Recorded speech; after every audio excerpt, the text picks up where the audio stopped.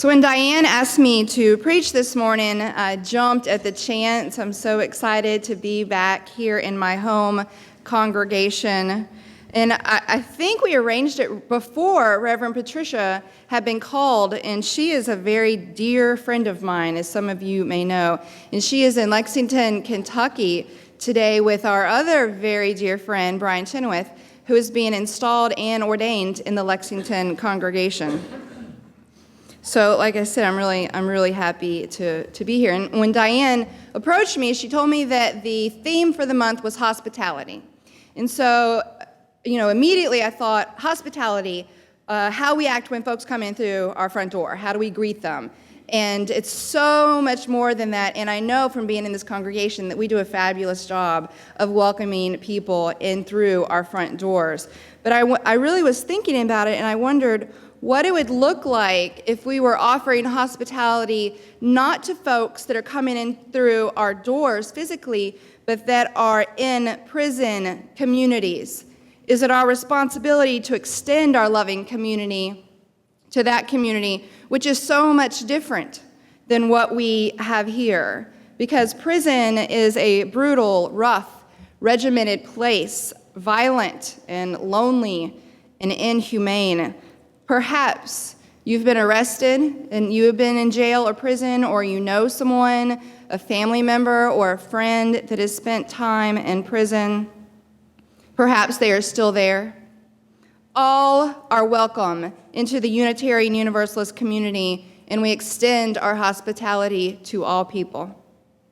I must admit that I have very little experience with prison culture. I haven't even seen this show, Orange is the New Black. I think folks watch this. My friends love it. As a mom of 2 children, I have very little time to watch entertaining television, but hopefully I'll get a chance to watch it. I have 2 friends that have been in and out of prison. I have one actually that is still in prison.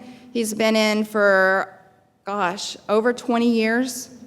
Now he is my brother's best friend. We grew up together, and he got involved in drugs, methamphetamine in Shreveport, the city I was raised in, and stole a car and threatened violence, and it was his 3rd strike. So they put him in jail for a very, very long time. So he's still there. Hopefully he'll be getting out soon. Can you imagine 20 years being in jail? So much has happened in the past 20 years. I also visit lots of people in the hospital. I'm a chaplain at Tampa General Hospital, so there's lots of different people that I visit. One day I visited a man just a couple weekends ago. His name is John, and John was not really a pleasant fellow to be around.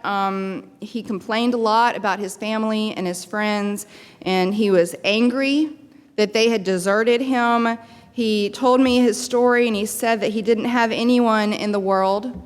He said he didn't have a job, no money, no place to go. He had very poor health. He didn't have a church, and he was not interested in going to a church. He had been in and out of prison, and so essentially he was completely hopeless.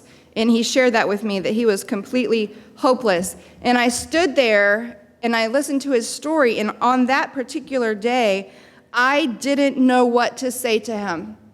I didn't know what to say that would offer him hope. I couldn't wrap my head around this profound absence of hope. And so I couldn't face his story and his negative attitude, and I just left his room. I told him that I would pray for him, and I left his room. But my interaction with John really stirred something in me, and I haven't been able to let it go. So I've been thinking, what does that feel like to have absolutely no hope? And what could I have done differently to have given him some hope? Is it my responsibility? Is it our responsibility to help the hopeless be hopeful? The idea that we have the power and responsibility to provide hope and comfort to those who have hurt others is not an easy task to accept sometimes. This weekend's attacks on Paris have been tearing at my heart. I try not to watch too much of the news, and I'm shielding my boys, I mentioned are 8 and 10, from the news. The thought of people having so much hatred and disgust in their hearts that they would commit such horrible acts, the thought of moms and brothers and best friends and children that were killed, the thought of the families that will never be the same again, it's almost too much to bear. And it's not only the Paris attacks that cause me to ache in pain and cry out in frustration, but the violence that is taking place all over the world in Beirut, Syria, Israel, Egypt, Africa, Afghanistan. Also here in Chicago, Baltimore, Atlanta, Colorado, Montana, the violence continues. There is a lot of mourning and grief around the world today. And so for me to stand before you and preach on how we should live our Unitarian Universalist values, which call us to love and show compassion to those who cause death and destruction, I know that many of you will struggle with that, and I struggle with it myself. When humans give in to the desire to kill another human being, they are creating hell on earth, and they are probably living in hell inside of their minds and their spirits and their souls. I believe that heaven and hell are places that we create here, not places that we go to after we die. And we are called to love the hell out of the world. Love the hell out of the world. But it is not easy in the midst of people who behave in an evil way. There's a great explanation of evil in a book called A Holy Curiosity by Bruce Marshall. Marshall believes that evil takes place when there is a separation between us and a group of another folks. When we separate one another into warring camps, evil can appear. Evil is whatever defiles and destroys. It robs us of our humanity. It denies us of our potential. It brings physical or spiritual death. So in order for us to combat this evil, we have to bridge our differences and come together as people of different races, cultures, ethnicities, economic status. We must come together, and this is something that Unitarians and Universalists have been doing for years as a way to fight back against evil. We believe that one reason that evil happens is due to the world, the impact the world is making on these people's lives, the culture, the situation that surrounds a person, a lack of necessities like food and water, and insufficient education.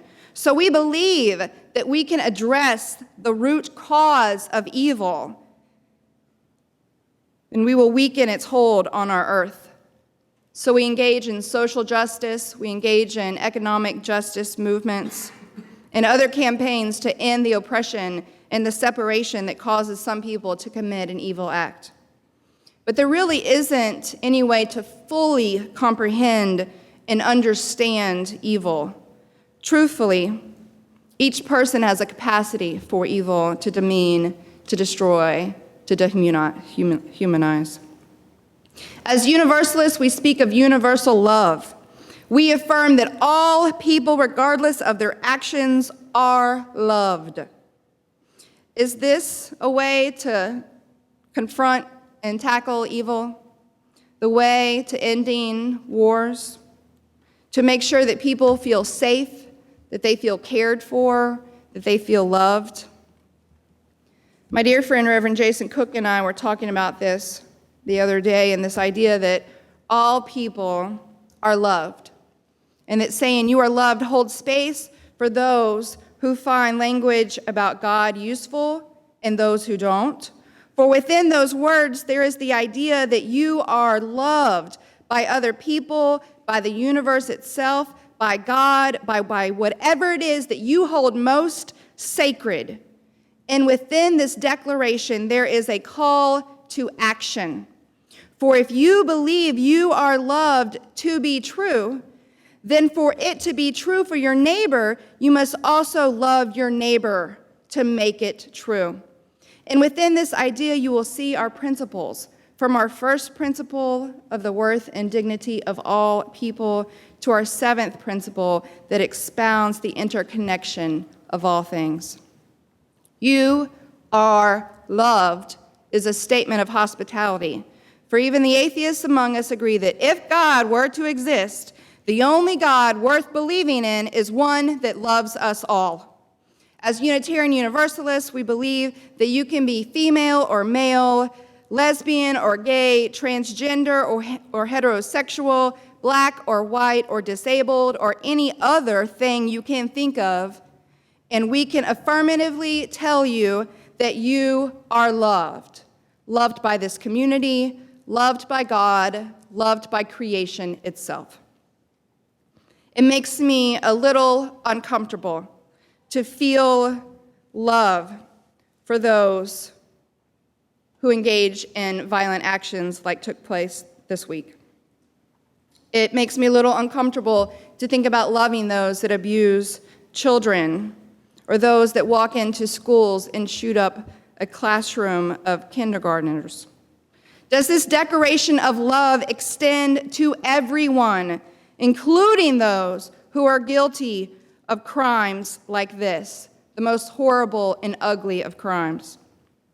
When I see the parents of children who go on the news after their children have been killed and they offer forgiveness to the person that took their child's life, I wonder, would I really be able to do that? Would I be able to have love in my heart instead of hatred?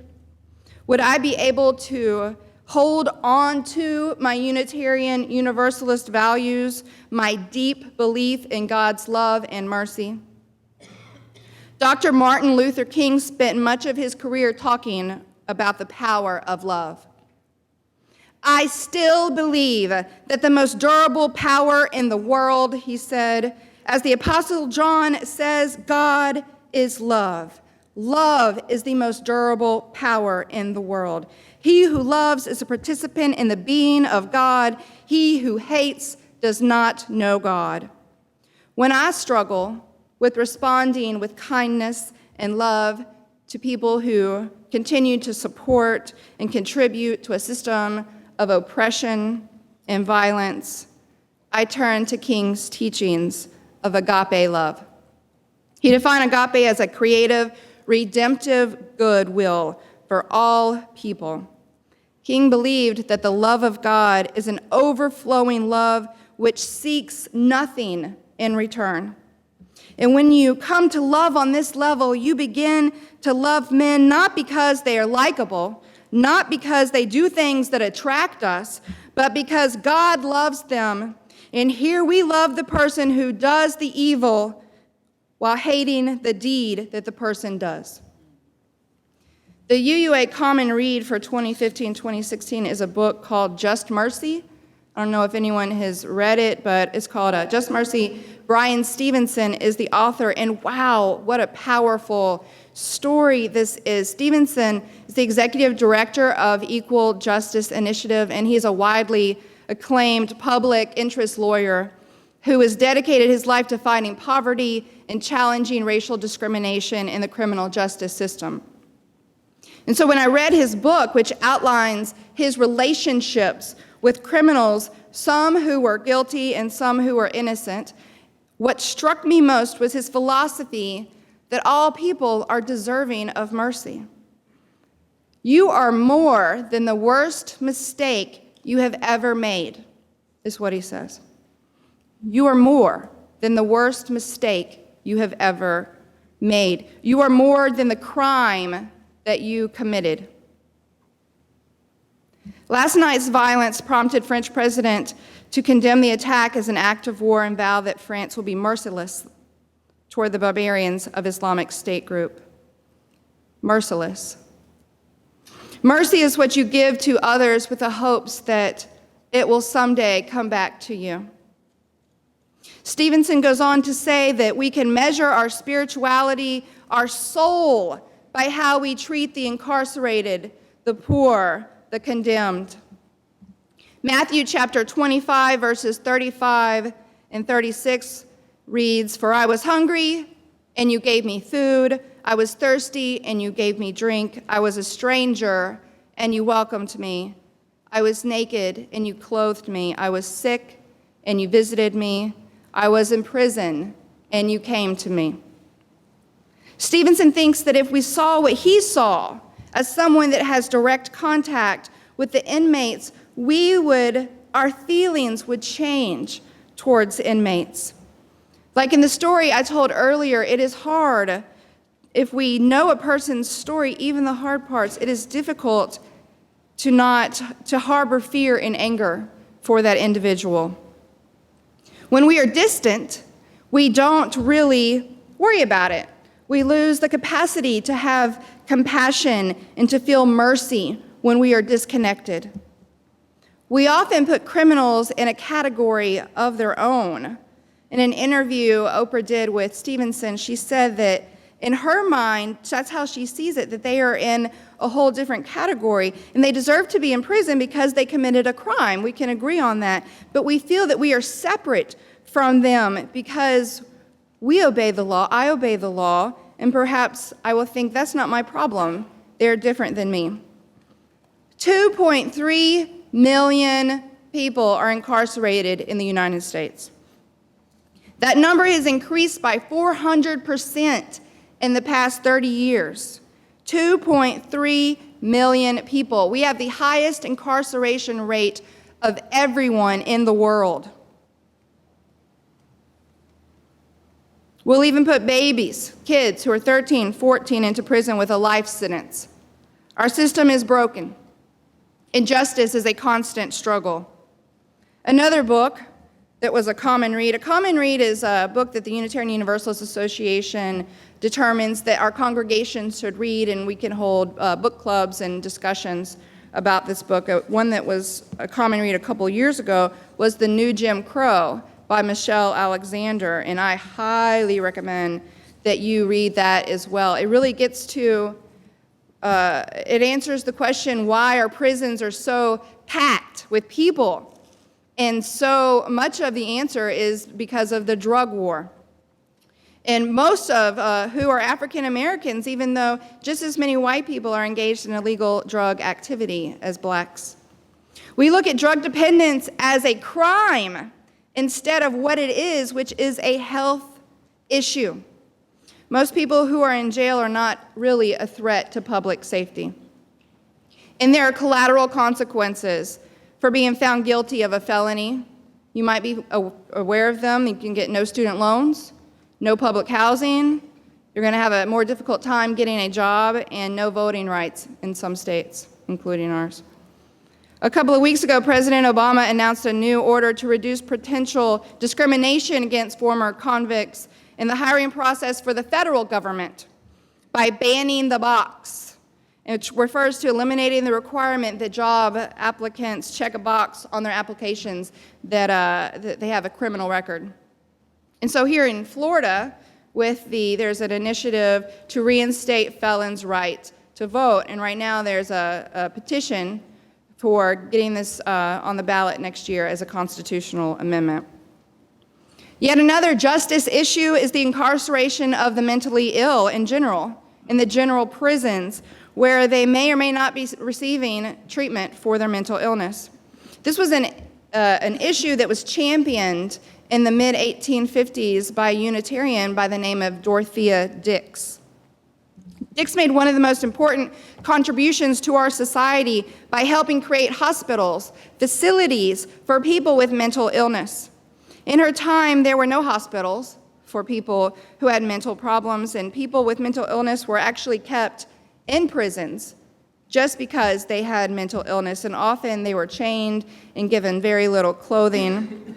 So Dix was inspired by Unitarian minister Dr. William Ellery Channing. When she heard Channing preach that God was love and that we are a part of that love and we are called to show that love to others, her life changed. She began traveling across the United States. She investigated conditions in prisons. She filed reports, and she testified before state legislatures. Some of the hospitals that she created still stand. Unfortunately, according to a report by the Treatment Advocacy Center, American prisons and jails house over 350 inmates who have severe mental illness. There is much more justice work to be done regarding mass incarceration in this country. Thankfully, there are many intelligent, hardworking people and politicians helping to end the evil of for-profit prisons and are interested in reducing the amount of non-violent incarcerated criminals. One aspect of this huge issue that I want to explore today is how on earth can we, as individuals, be connected to another individual, and how are we going to extend our love and our support to the incarcerated one-on-one? So one way is through the Church of the Larger Fellowship. The Church of the Larger Fellowship, or the CLF, is a Unitarian Universalist congregation without walls. So folks that do not live within close proximity to a brick and mortar church can join the CLF, the Church of the Larger Fellowship. And we have over 550 members of the CLF who are in prison. So we have a very vibrant prison ministry program that connects people. And one of the things that they do to connect people is through a letter-writing relationship. The prisoner member is matched with a free world person, a free world member, and letters are exchanged between them back and forth, and all the letters go through the CLF. So the prisoners do not know where the free world person lives, but they are able to communicate to one another through letters. The letter-writing program shows prisoners that they are loved. Director of Prison Ministry, Mandy Goheen, told me that if you think about it, mail call for incarcerated folks in prison can be the loneliest time. When you're there and there's mail call and you have nothing. And so we can help erase this loneliness, and we can cause a feeling of joy and affirmation with a simple letter. I want to share with you some letters from 3 inmates that are involved in this program, 3 CLF members. A letter from Rob. The CLF prison ministry has given me the chance to learn about myself and other beliefs. It also allows for the door to be open to compare and challenge my beliefs. The prison system is messed up. No matter what a person does in here, he is treated poorly. But Unitarian Universalist members, they reach out to prisoners, and they give us hope and friendship and compassion. I don't have many people in my life, so to have someone write to me is very meaningful. I feel that my life can change and that my life will go on.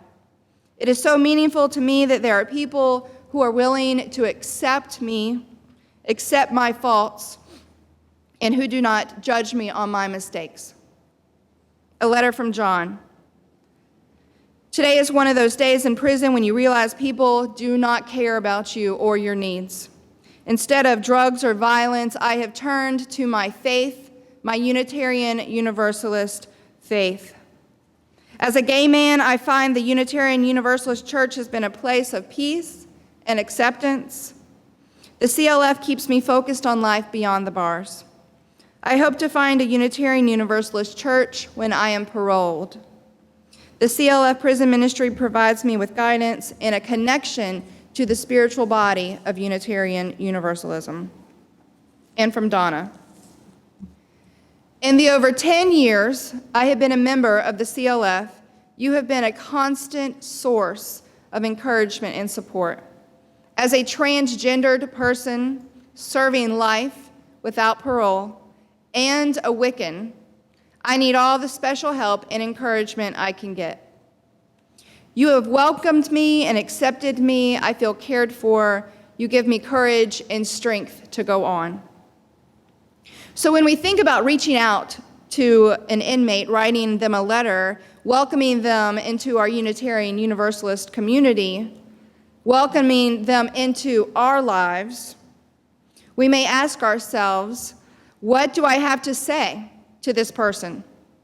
We may think we are so different. How will I be able to relate to a person that has such a different life than I have, that is living in such a different environment. You may wonder, do I have time to extend my hospitality to another person in my life? Perhaps your life is so full of sorrow that you feel you cannot provide a place of hope and healing. Or you may be experiencing feelings of guilt that your life is better than theirs. Perhaps you feel guilty that you were raised in a family that was full of love and that you are surrounded by people that love you. When I visit patients in the hospital who are prisoners, who have spent most of their life in jail or just in horrible living situations, when I hear their stories of abuse and poverty and disconnection from love, my heart breaks. When I hear them tell me the situations of their life with the drugs and the cycle of the poverty, my heart breaks. I cannot change how their life has unfolded, but I can listen. People need to tell their stories. This is where the healing takes place, in telling our stories to one another, in making a connection with another human being. In an interview Brian Stevenson did with Oprah, he tells her that this journey to higher ground is tied to another's journey to higher ground. I love that we are connected, that we can only journey to higher ground when others also are journeying to higher ground. Reverend Erica Hewitt has been in a letter-writing relationship for over 10 years with the same person, and I spoke with her about her experience in this campaign, and she shared this with me. I think the name letter-writing ministry is appropriate because, as with everything in Unitarian Universalism, this program is about relationship. When I signed up for the letter-writing ministry, I thought, I'm going to be doing the ministerial heavy lifting here, and I'm going to be serving this person in prison. But over time, we developed trust, and he started feeling heard, and he started feeling seen. And then, because he trusted me, he started ministering to me. So our relationship became one of respect and of mutual support. Just as I have come to care for him very much and care about the things that he thinks about, he has come to care about me and the things that matter to me. And this is the good stuff of life. That's what makes it possible for us to go through this broken world with our souls intact, to find relationships anywhere we can, and to be seen and heard and respected and trusted. I think Erica is so right on with this. It is when we engage in relationships with the problem or the thing that we are most deeply connected to that we change. We all have to find ways to get closer to the problems that keep us up at night. Right now, one of the things that I am most passionate about that keeps me up at night is gun violence. So my friend Louisella and I are going to work together to see if we can start a chapter of Moms Demand Action for Gun Sense in America, just in response to all the violence that has taken place recently. I'm also participating in the Black Lives Matter movement, and that fight continues to go on, and which is tied to the mass incarceration of Black and brown people, which is tied to the violence. Everything is connected. Everything is connected to everything. It's like our seventh principle says, the interdependent web of all existence, of which we are a part. And when something is wonky on that web, we have to correct that for us to all get along and make it whole again. So maybe prison ministry is the thing that lights you up and lights up your spirit. I hope you will consider it. I hope that you will go to the website. So if you go online and you search for the CLF, it's called questformeaning.org, and that's where you will find more information about the Church of the Larger Fellowship. I'll actually put that in the announcements for next week, to go to questformeaning.org.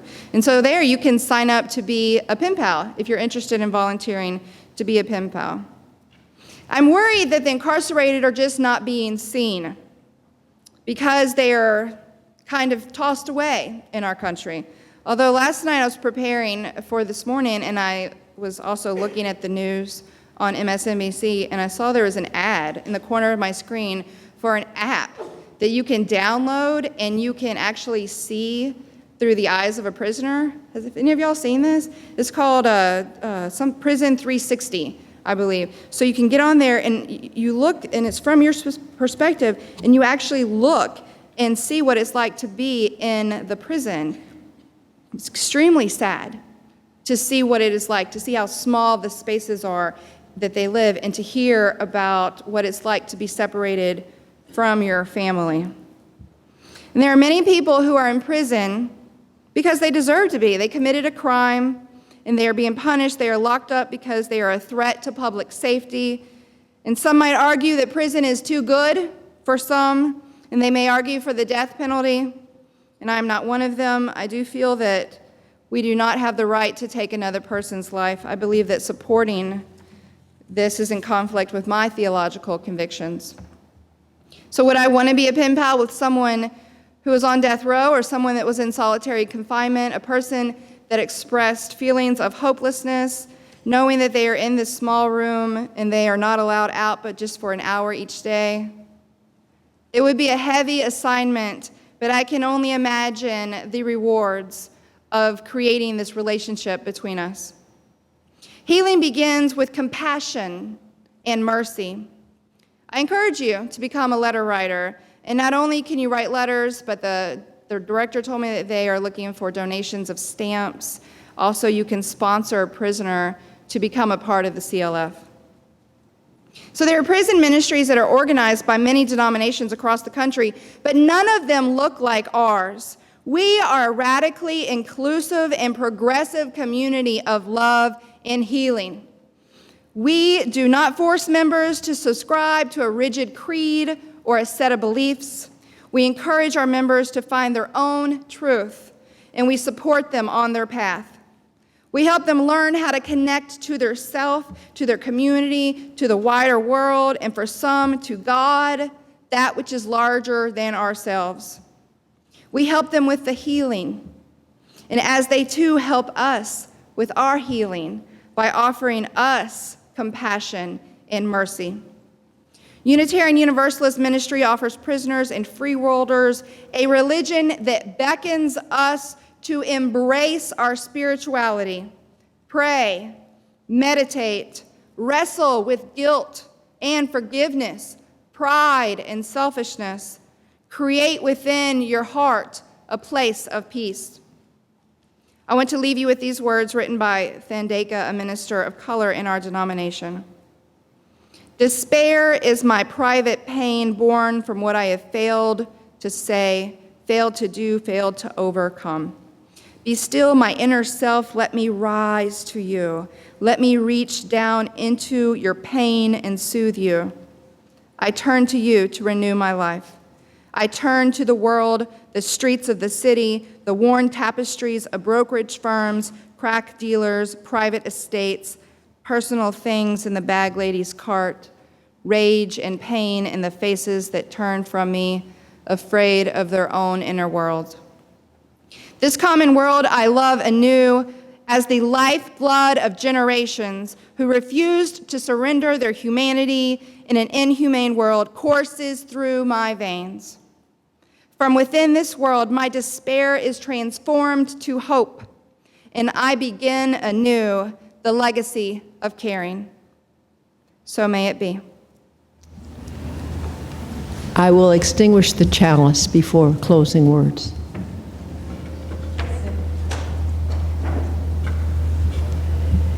And before our closing words, I want to thank Katie for being with us today, and I also want to know that from the bottom of all of our hearts, we wish her very much success at the Ministerial Fellowship Committee, which will be determining her pastorship. Thank you, Katie. May the spirit of truth and love rule our hearts and minds and guide us into those ways that will create love, justice, and peace in our congregation and on this earth. These are words from Richard Fuchs. Amen.